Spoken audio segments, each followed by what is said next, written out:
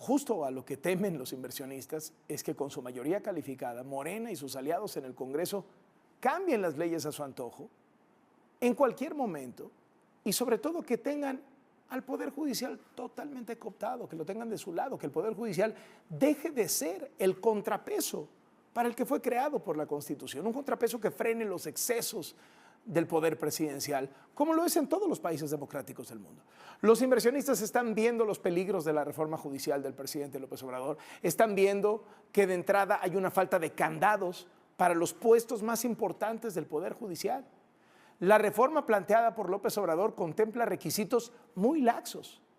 Para ser ministro de la Suprema Corte de Justicia se requiere solamente tener 35 años, ser abogado con 10 años de antigüedad y no haber ocupado cargos públicos un año antes. Lo mismo para ser magistrado del Tribunal Electoral. De hecho, propone que se desaparezca el Consejo de la Judicatura y se forme en su lugar un Tribunal de Disciplina Judicial con 5 integrantes para vigilar a jueces y magistrados. Estos 5 integrantes también serían votados por voto popular y sus requisitos son los mismos que los magistrados y los ministros. 35 años, 10 años de abogado y no haber ocupado cargos públicos un año antes. Los jueces y magistrados de circuito solo necesitarían tener 5 años de carrera como abogados, no haber ocupado cargos públicos y tener 30 años de edad para jueces y 35 para magistrados. No hay más candados. Y esto abre varias interrogantes. Porque estos jueces, magistrados y ministros se van a elegir en las urnas. ¿Cómo va a blindar el gobierno estas elecciones judiciales para que el crimen organizado no pueda actuar en los lugares donde tiene intereses y ahora, además de tener a los jefes de la policía, tener a los presidentes municipales, va a tener a los jueces? ¿Cómo le va a hacer el gobierno para que el narco no postule candidatos con el único fin de tener jueces a modo? ¿O no le importa? ¿O eso quiere? ¿Cómo se va a blindar la operación de las estructuras partidistas para evitar elecciones inequitativas?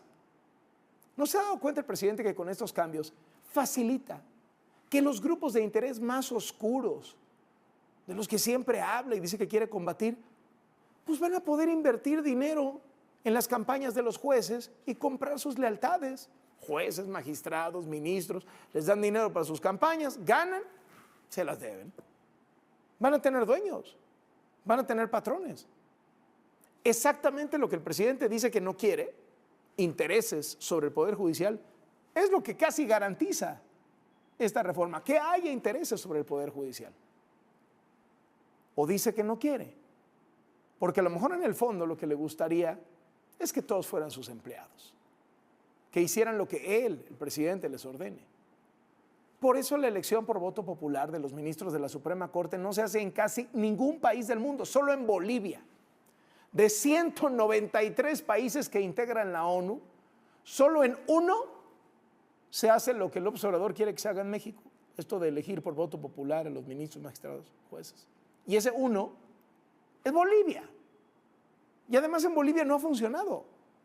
Los votos nulos suelen ascender al 60% porque la gente no conoce a los candidatos, porque la oposición ha boicoteado las elecciones judiciales, porque el partido en el poder selecciona quienes sí pueden ser candidatos mediante jugadas políticas. Es una pésima idea por donde se vea. Una cosa es que la gente esté insatisfecha con la impartición de justicia y otra cosa es que el presidente se quiera aprovechar de este sentimiento, que la futura presidenta se quiera aprovechar de este sentimiento para acumular más poder y acabar con los contrapesos que revisan sus gobiernos. La Asociación Nacional de Magistrados de Circuito y Jueces de Distrito publicó un comunicado donde señala que ellos quieren ser parte de las discusiones de la reforma judicial. El texto dice: somos testigos de que la carrera judicial es el principal mecanismo que garantiza a los ciudadanos el contar con juzgadores profesionales e imparciales, quienes no deban su ascenso dentro del Poder Judicial a nadie que no sea su propio esfuerzo y la superación de los rigurosos estándares que éste impone. Subrayaron que el Poder Judicial forma parte del sistema democrático constitucional que debe regir en el México moderno, comprometido con un sistema de justicia que ponga en el centro los derechos humanos, la certidumbre jurídica, donde la única lealtad válida sea a la Constitución. Añadieron que más de 1,600 personas juzgadoras federales se suman al llamado para discutir en todos los espacios públicos las implicaciones que tendría la aprobación de una reforma de esta naturaleza.